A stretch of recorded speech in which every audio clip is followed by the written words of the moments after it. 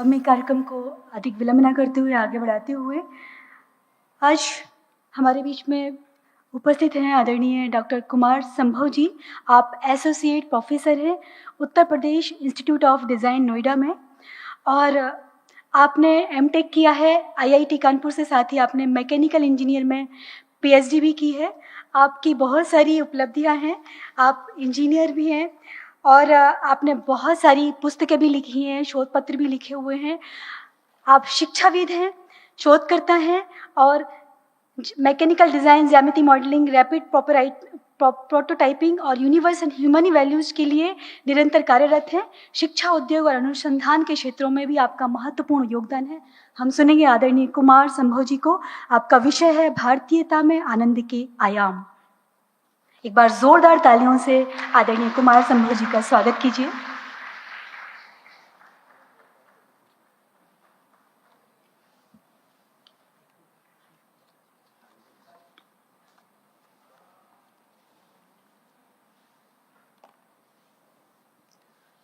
मंच पे आसीन आदरणीय समर्पणानंद जी, आदरणीय मोहन नागर जी, प्रमुख सचिव आनंद विभाग श्री राघवेंद्र कुमार सिंह जी, डॉक्टर एन रविचंद्रन जी, श्री मुकेश जैन जी, श्री आशीष कुमार जी और आनंद विभाग के निदेशक श्री सत्यप्रकाश आर्य जी, यहाँ उपस्थित सभी प्रतिभागी, छात्रगण, शिक्षक, सभी को मेरी तरफ से अभिवादन।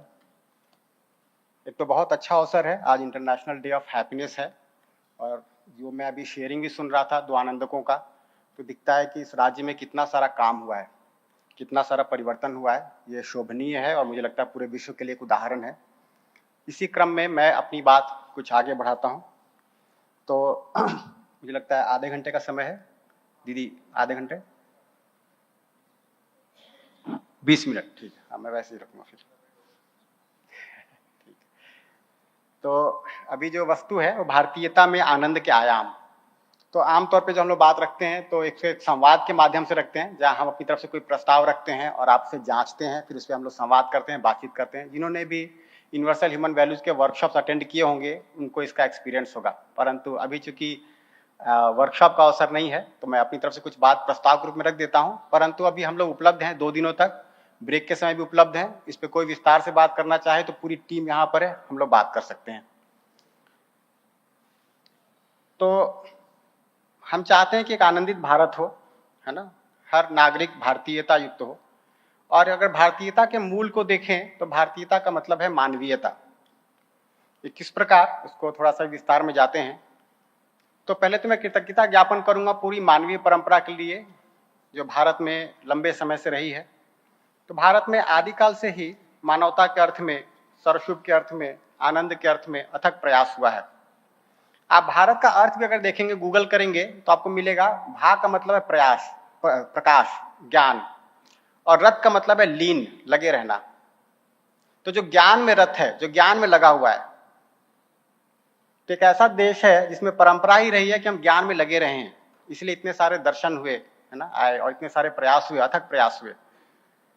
आनंद का मतलब अगर देखें तो नंद का मतलब होता है सुखी होना, आनंद मतलब सुखी ना होना, और आनंद जब कहते हैं तो इसका अभाव, यानी सुख के अभाव का अभाव, इसका मतलब निरंतर सुख।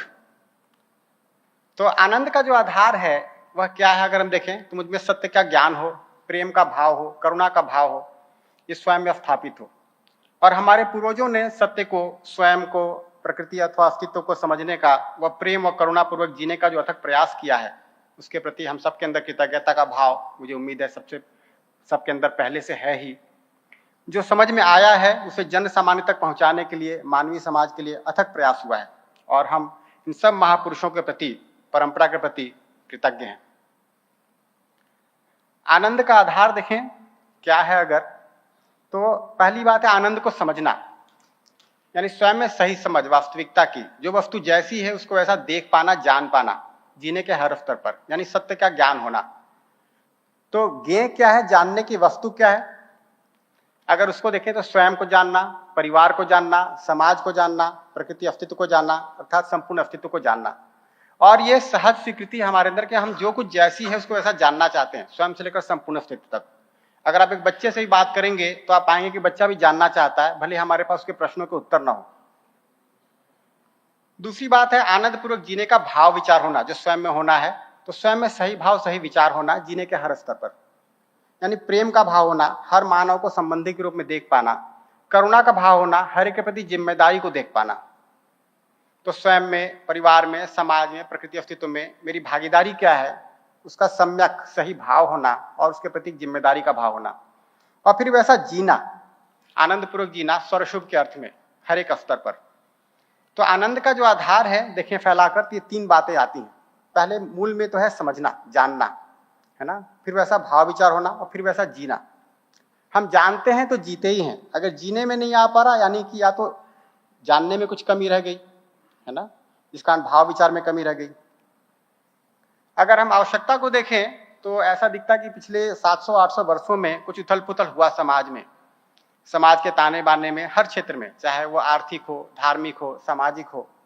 और इसलिए लक्ष्य कार्यक्रम में भी उथल पुथल बना रहा, सभ्यताओं में, संस्कृतियों में, है ना, बहुत सारा उथल पुथल बना रहा। शिक्षा की विषय वस्तु भी इनको ही आधार पे बन गई, इसलिए उसमें बहुत सारा उथल पुथल बना रहा। और जो पेडागॉजी है, शिक्षा को देने की जो विधि है, जो हमारे यहाँ शुरू से गुरुकुल परंपरा रही, उसमें भी उथल पुथल बना रहा। तो ये जो डिस्टर्बेंस हुआ, अगर आप देखें ऐतिहासिक रूप से, तो पिछले 700-800 वर्षों का ही है। परंतु एक अच्छी बात यह है कि वर्तमान में हम फिर से इंडियन नॉलेज सिस्टम पे काम करना शुरू किए हैं, हम फिर से भारतीय ज्ञान परंपरा को पुनर्जागृत करने का प्रयास कर रहे हैं। तो संभावना तो दिखती है उसको ठीक करने की। तो ऐसी विश्व दृष्टि जो संपूर्ण हो, सार्वभौमिक हो, इसकी आवश्यकता है। वैसे ही जिसका शिक्षा के माध्यम से लोक व्यापीकरण हो जाए, है ना, ऐसी संभावना दिखाई देती है। तो अभी जो कुछ शेयर भी हुआ, तो अभी जिस तरह से काम हो रहा है यूनिवर्सल ह्यूमन वैल्यूज को लेकर, उससे दिख रहा है कि शिक्षा की विषय वस्तु को ठीक ठीक पहुंचाया जा सकता है। वैल्यू एजुकेशन सिर्फ एक कोर्स के रूप में क्यों चले, बल्कि पूरा एजुकेशन ही वैल्यू बेस्ड हो जाए। तो वैल्यू एजुकेशन से चलते हुए वैल्यू बेस्ड एजुकेशन, वहां से आगे बढ़ते हुए वैल्यू बेस्ड लिविंग, वहां तक जाना है। और ये वैल्यू अगर हम देखें तो हमारे देश की पूरी परंपरा में रहा ही है। तो विश्वास है कि राजनंद संस्थान इस पूरे प्रयास सहयोगी होगा। अगर भारतीय दृष्टि को देखें तो जीने के स्तर का हम देखें तो हमने शुरू से ही व्यष्टि से लेकर समष्टि अथवा परमेष्टि तक को स्वीकारा है। तो हमारा जीना कभी भी व्यष्टि तक सीमित नहीं रहा, इंडिविजुअलिज्म तक सीमित नहीं रहा कि सिर्फ हमें अपने बारे में सोचना है। नहीं, हमने वसुधा कुटुंबकम की बात की, हमने समष्टि की बात की, है ना, हमने हर एक के साथ संबंध को स्वीकारने की बात की, करुणा की बात की, प्रेम की बात की। स्वयं में जीने का आयाम देखें तो उस पर भी काफी सारा शोध हुआ, शरीर, मन, बुद्धि, आत्मा के रूप में। उसी को अगर कोशों के रूप में पहचानने जाए तो पंचकोशों की बात परंपरा में हुई है। अन्नमय कोश, प्राणमय कोश जिसको शरीर कहेंगे, मनोमय कोश मन, विज्ञानमय कोश बुद्धि, आनंदमय कोश आत्मा। इस पे हम लोग अभी, है ना, विस्तार से कभी और बात करेंगे।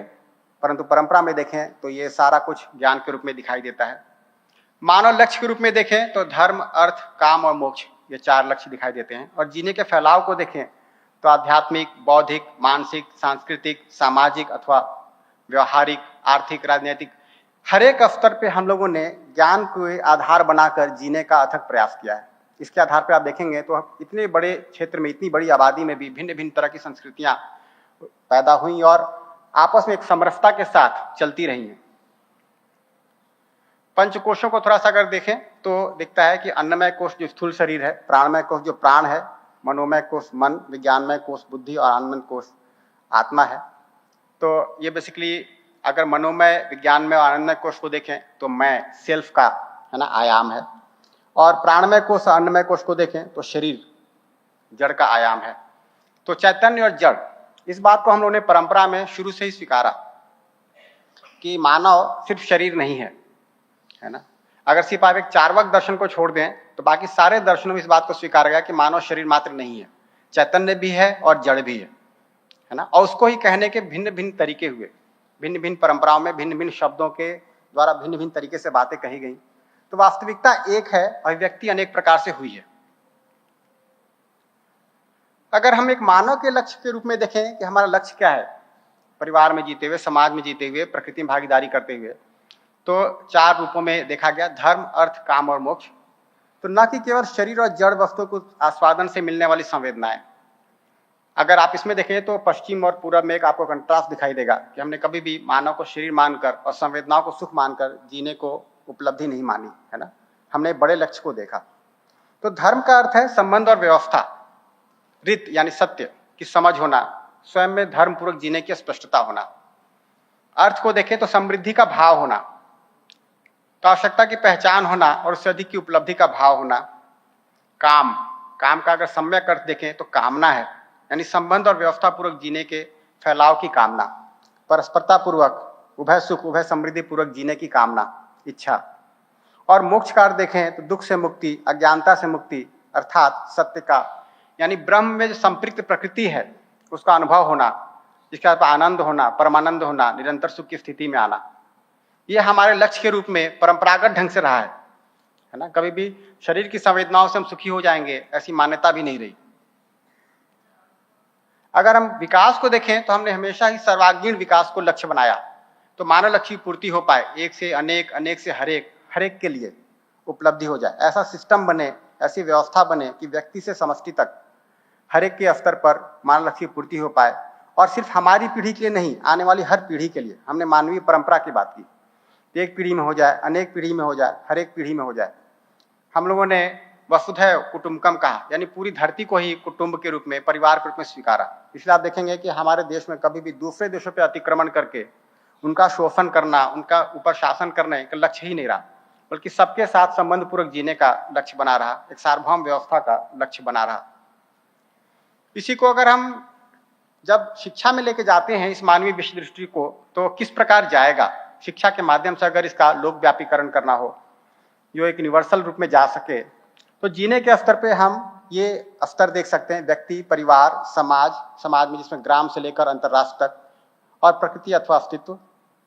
स्वयं में जीने का आयाम देखें तो एक आयाम हुआ जड़, जिसको उदाहरण के रूप में शरीर है। एक आयाम है चैतन्य, यानी मैं, आप, और चैतन्य मन, कल्पनाशीलता, बुद्धि, आत्मा, इसका विस्तार पूर्वक अध्ययन होना। मानव लक्ष्य के रूप में देखें तो समाधान, समृद्धि, अभय और सहअस्तित्व, ये 4 लक्ष्य दिखाई देते हैं। तो धर्म, अर्थ, काम और मोक्ष को ही आप अगर ठीक से उसको विस्तारित करने जाएंगे तो ऐसा लक्ष्य दिखाई देगा। वैसे मानव के जीने के फैलाव को देखें तो अनुभव, विचार, व्यवहार, कार्य अथवा व्यवस्था में भागीदारी, और भागीदारी हर स्तर पर, सामाजिक हो, आर्थिक हो, राजनैतिक हो, धार्मिक हो, हर एक स्तर पर भागीदारी कर पाना। तो मानवीयता को जन सामान्य तक शिक्षा संस्कार के माध्यम से पहुंचाया जा सकता है, ऐसी संभावना अपने को दिख रही है। और चूंकि शिक्षा आज के दिन, इस शताब्दी में अगर आप देखें तो शिक्षा सुलभ हो गई है, कम से कम हर बच्चे तक प्राइमरी एजुकेशन पहुंच पा रहा है। तो अगर हम इस शिक्षा की वस्तु को प्राइमरी से लेकर हायर एजुकेशन तक ठीक से स्थापित कर पाते हैं, और इस विधि से, ताकि वो यूनिवर्सल हो, रैशनल हो, वेरीफाइबल हो, हर व्यक्ति इसको जांच पाए, जी कर देख पाए, है ना, सिर्फ किसी उपदेश या आदेश के रूप में ना हो, बल्कि एक संवाद के माध्यम से जांच परख में आ पाए, तो शिक्षा, ऐसी मानवीय शिक्षा सर्वसुलभ हो सकती है। तो अगर शिक्षा संस्कार के द्वारा एक मानवीय दृष्टि बनती है बच्चे में, तो मानवीय मूल्यों का चिंतन कर पाता है, मेरी क्या भागीदारी है, मानव का जीने के हर स्तर पर मानवीय मूल्य क्या है, इसको देख पाता है, जिसे वो तय कर पाता है कि करना क्या है। तो कार्यक्रम के रूप में दिखता है कि मानवीयता पूर्वक जीने का पूरा स्वरूप उसे स्पष्ट होता है, मानवीय आचरण का स्वरूप स्पष्ट होता है, जिससे स्वयं में व्यवस्था पूर्वक जीने के लिए और दूसरे मानव वह शेष प्रकृति के साथ ही व्यवस्था पूर्वक जीने के लिए तत्पर हो पाता है, उसकी निष्ठा, तत्परता, तैयारी बन पाती है स्वयं में। फिर उसके साथ वो सही हुनर चुन पाता है ना। तो ऐसा नहीं कि हुनर हमें कोई भी चुन लेना है जिसमें हमको बड़ा पैकेज मिल जाए, नहीं, वो हुनर जो व्यवस्था के अर्थ में हो, समृद्धि के भाव के साथ उसका चयन करना। तो कैसे करना है, तो वो हुनर चुन सकते हैं। तो जितने हुनर आ रहे हैं सभी सीखा जा सकता है, परंतु उसका सदुपयोग ज्यादा महत्वपूर्ण है। आज के दिन भी आप देखें तो धरती पे ऐसी कितनी समस्याएं हैं जिसको हम स्किल्स के माध्यम से, टेक्नोलॉजी के माध्यम से सॉल्व कर सकते हैं। कितनी ऐसी समस्याएं हैं जिसमें मानसिकता को ठीक करना जरूरी है। तो आपको दिखाई देगा ज्यादातर समस्या मानसिकता से जुड़ी हैं, और मानसिकता को ठीक करने के लिए मानवीय शिक्षा जरूरी है, तभी मानवीय समाज हो पाएगा।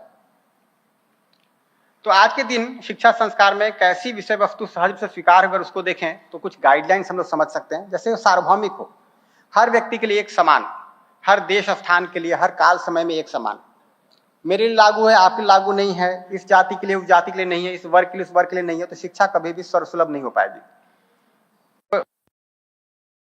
पर निर्भर ना हो। फॉर एग्जाम्पल अगर हम देखें तो सम्मान का भाव, वैसे तर्क संगत हो, तर्क की कसौटी पे खरा उतरे, मान्यताओं या रूढ़ियों पर आधारित न हो, स्वाभाविक हो, जांचने के लिए खुला हो, यानी मानवीय स्वभाव के अनुरूप हो, जांच परख के लिए खुला हो, प्रश्नोत्तर के लिए खुला हो, संवाद की जगह हो उसमें, क्या करें क्या ना करें ऐसा कोई डूज एंड डोंट्स का डिक्टम है ना, ऐसा सरमन जैसा न हो, परंतु और ना कोई मानने की बाध्यता हो, परंतु जांचने की स्वतंत्रता हो। वैसे ही संपूर्ण हो, सर्वसम्मिलित हो, यानी मानव के जीने के हर आयाम उसमें शामिल हो, चाहे विचार की बात करें, व्यवहार की बात करें, कार्य की बात करें, समझ की बात करें, कोई आयाम छूटे नहीं, और जीने के हर एक स्तर की बात हो, मानव हो, परिवार हो, समाज हो, प्रकृति हो, सब समाहित हो उसमें। और आखिरकार देखें तो व्यवस्था को सुनिश्चित करने वाला उससे हार्मनी इवॉल्व करके आए, मेरे स्वयं विचारों में हार्मनी इवॉल्व करके आए, परिवार में हार्मनी इवॉल्व करके आए, तब तो हमारे लिए वैल्यूएबल है, तब वो सस्टेन करेगा, आगे चलेगा। हम अभी आज की इतनी सस्टेनेबिलिटी की बात करते हैं, है ना, जब तक हार्मनी स्टैब्लिश नहीं होगा हर एक आयाम पे, सस्टेनेबल नहीं होगा हमारा कोई भी प्रोग्राम। तो स्वयं में व्यवस्था तथा दूसरे मानव व शेष प्रकृति के साथ भी व्यवस्था पूर्वक जीने में सहायक हो, उसको सुनिश्चित करने वाला हो, सर्वशुभकारी हो। जिन लोगों ने भी वर्कशॉप किए होंगे उनको इन बातों से परिचय होगा। तो आज के दिन शिक्षा संस्कार में कैसी विधि प्रक्रिया सहज रूप से स्वीकार होगी, अगर उसको देखें तो आप खुद भी देख सकते हैं, प्रस्ताव पूर्वक या करो ना करो के रूप में। क्या लगता है? प्रस्ताव पूर्वक, स्वयं के अधिकार पर जांच परख करते हुए, स्वयं में समझ समाधान को सुनिश्चित करते हुए हो, या मान्यताओं के आधार पर हो? क्या लगता है? समझ सुनिश्चित करने वाला हो। वैसे स्वतंत्रता पूर्वक, आत्मविश्वास के साथ जीना हो, या कोई दबाव प्रभाव पूर्वक जीना हो? क्या लगता है? स्वतंत्रता पूर्वक, है ना। तो हम सभी इसी को सहज रूप से स्वीकारते हैं, हम सबकी पहले से इसमें स्वीकृति बनी हुई है, बस उसको शिक्षा में विधिवत ले जाना है।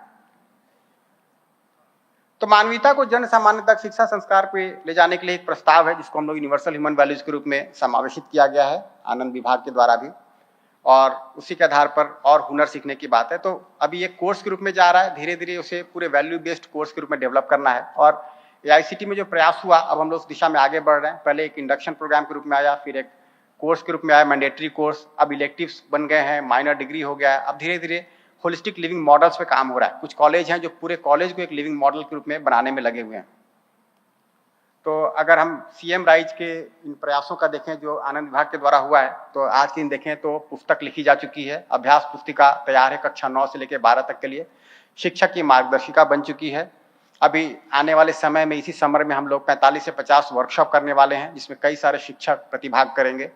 और जो भी अभी अध्ययन हुआ है उसमें दिखता है कि हाँ, उसमें सिग्निफिकेंट, है ना, सुधार हो रहा है, बच्चों के में विकास हो रहा है, ऐसा साफ साफ देखने में आ रहा है।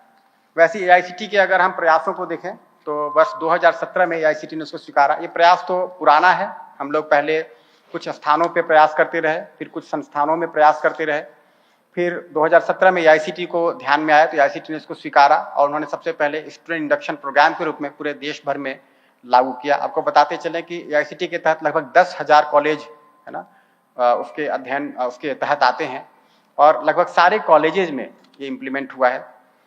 वैसे ही इसको विधिवत करने के लिए फैकल्टी के लिए faculty induction programme, faculty development programme तैयार किए गए। फिर इंडक्शन प्रोग्राम में शामिल करने के लिए UHV 1 का मॉडल, ठीक, UHV 1 का मॉड्यूल डेवलप किया गया। वैसे ही सेकेंड ईयर में 3 क्रेडिट्स का कोर्स जो अभी विधिवत सारे कॉलेज में पढ़ाया जा रहा है, जिसको HV 2 कहते हैं, माइनर डिग्री को शामिल किया गया है। और अब ये भी बात हो रही है NEP 2020 में कि जो हमारी लोकल भाषाएं हैं उसमें रूपांतरण हो, तो उसमें ट्रांसलेशन का काम चल रहा है, 9 भाषाओं में चल रहा है। और अब सेल्फ लर्निंग कोर्सेज को भी बनाकर स्वयं पे डालने का काम चल रहा है, स्वयं एक पोर्टल जिससे लोग MOOC कोर्सेज करते हैं। अगर आंकड़ों की बात करें तो अभी 16 किताबें, 8 कोर्स और 12 तरह के फैकल्टी डेवलपमेंट प्रोग्राम्स का प्रारूप तैयार है। हम लोगों ने करीब 1000 ऐसे फैकल्टी डेवलपमेंट प्रोग्राम कर लिए हैं, और 2022 से 25 के बीच देखें तो 269 ऐसे प्रोग्राम हुए हैं। 37 ऐसे संस्थान हैं जो आगे निकल कर आए हैं, जो अपने पूरे कॉलेज में एक लिविंग मॉडल स्टैब्लिश करना चाहते हैं, और करीब 85,000 फैकल्टी तैयार हुए हैं। 240 विश्वविद्यालयों ने इसमें इंटरेस्ट शो किया, अपने यूनिवर्सिटी कोऑर्डिनेटर्स अपॉइंट किए हैं, और 2 लाख से अधिक रजिस्ट्रेशन हुए हैं। और मैं इसमें कहना चाहूँगा कि जितना भी प्रयास है सारा स्वैच्छिक रूप से है, इसमें कोई व्यक्ति 1 रुपया भी मानदेय नहीं लेता। अगर हम इसके इम्प्लीमेंटेशन को देखें तो ये कुछ आंकड़े हैं, तो इतने छात्र हैं। अगर नेशन वाइज देखें तो 176 यूनिवर्सिटीज़ हैं, 4600 संस्थान है और 8,91,134 बच्चे हैं जो इससे गुजरे हैं UHV 2 कोर्स से। और इरमा, जिस पे अभी विस्तार से बात होगी, इरमा एक संस्थान है गुजरात में, वहाँ पर अध्ययन किया गया कि क्या इसका प्रभाव रहा है। तो ये निकल कर आया कि इससे जो बच्चों के एकेडमिक परफॉर्मेंस है उसमें गुणात्मक परिवर्तन हुआ, उनके मानसिक स्वास्थ्य में काफ़ी परिवर्तन हुआ, शरीर का स्वास्थ्य भी बेहतर हुआ है, आपस में मिलजुल कर काम करने की प्रवृत्ति बढ़ी है और वातावरण प्रति जागरूकता बढ़ी है, वातावरण प्रति ज़्यादा जिम्मेदार हुए हैं।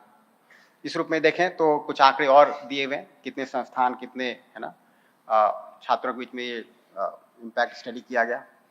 तो जो कमिटी है उसने कहा कि committee advocates for extending UHV courses to all higher educational institutions, not just technical ones, and views AICT's role as an initiator and prototype developer with the ultimate goal of broader adoption across the education system. तो AICT recommend करती है कि इसको है ना और बृहद पैमाने पे ले जाया जाए। The committee agrees with the recommendation to extend the program to the K-12 level, यानी सारे स्कूलों में ले जाया जाए, particularly from the 9th grade onwards to create a deeper and longer lasting impact. तो संभावना के रूप में देखें तो यह है कि शिक्षा संस्कार के माध्यम से सार्वभौम मानवीय मूल्यों का सामंजस्य शुरू हो सकता है, शिक्षा संस्कार मूल्यधारित हो सकती है, समाज को जो लोग दिशा देने का काम कर रहे हैं, पॉलिसी मेकर्स हैं, उनके ध्यान में लाई जा सकती है बात, और मानवीय व्यवस्था को साकार करने के अर्थ में ग्राम से लेकर विश्व तक काम किया जा सकता है। और इसमें अगर देखें तो मध्य प्रदेश पूरे भारत के लिए एक प्रेरणा का स्रोत है, जो आनंद विभाग है एक विभाग के रूप में पूरे विश्व के लिए एक प्रेरणा का स्रोत है जहाँ पे ऐसा काम किया जा रहा है। कुछ और चीज़ें अगर इलैबोरेट करें तो नेशनल एजुकेशन पॉलिसी में किस तरह से प्लेस किया गया है मूल्य शिक्षा को। तो अगर हम इसको देखें तो व्यक्ति के स्तर पे देखें तो इसमें फुल ह्यूमन पोटेंशियल है ना। व्यक्ति स्वयं से लेकर संपूर्ण अस्तित्व की व्यवस्था को समझना चाहता है, जीना चाहता है ताकि निरंतर सुखपूर्वक जी पाए। समाज में देखें तो ये लक्ष्य स्थापित हो सकता है शिक्षा के द्वारा, और राष्ट्र के स्तर पे देखें तो हार्मनी हो सकती है, व्यवस्था लयपूर्वक जीना हो सकता है और हम दूसरे राष्ट्रों के साथ संगीत पूर्वक व्यवस्था पूर्वक जी सकते हैं। तो समय की जितनी सीमा थी मैंने बात कही, कुछ तेजी से बात कही, बस आप सबका धन्यवाद। बहुत बहुत आभार आदरणीय कुमार संभव सर का। निश्चित रूप से हमारे बीच में यहाँ पर हमारे पूरे शिक्षा विभाग के प्राचार्य गण, शिक्षक साथी और बच्चे भी मौजूद हैं जो कि आनंद सभा के इस कार्यक्रम से गुजर रहे हैं, और बहुत सारे लोग आनंद की ओर कार्यक्रम से गुजर रहे हैं जो कि सार्वभौमिक मानवीय मूल्यों पर आधारित है। तो बच्चे एक बार जोरदार करतल ध्वनि से हमें अपनी उपस्थिति का एहसास कराएं। आप सभी के परिवर्तन के बहुत सारे फीडबैक्स हमें प्राप्त हो रहे हैं और आनंद विभाग निश्चित रूप से पूरे देश के लिए प्रेरणा का स्रोत है इस मामले में कि कैसे राष्ट्रीय शिक्षा नीति 2020 में मूल्य शिक्षा की बात कही गई और आनंद विभाग मध्य प्रदेश शासन इस प्रयास के लिए सबसे पहले कदम बढ़ा रहा है। तो आनंद विभाग के लिए भी एक बार जोरदार तालियां।